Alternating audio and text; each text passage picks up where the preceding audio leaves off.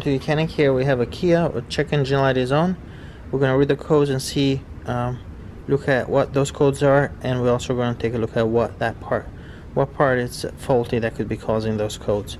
So what you're going to do, turn on the ignition, then plug in the scanner underneath the dashboard.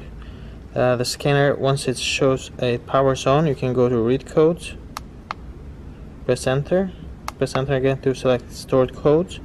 We have two codes, P2017, intake manifold runner position sensor switch, circuit high bank, and then the second one is P2008, intake manifold runner control circuit open bank.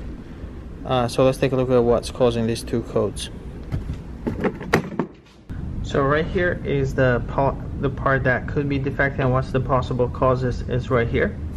That's what those two codes are pointing to. We have the engine here, and here's the intake manifold, and this is the part that's most likely the issue.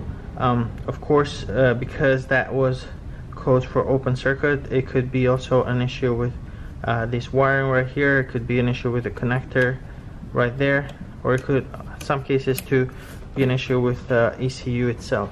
But the most likely cause is going to be the sensor here. So you might want to start with that first. That's all. Thank you for watching.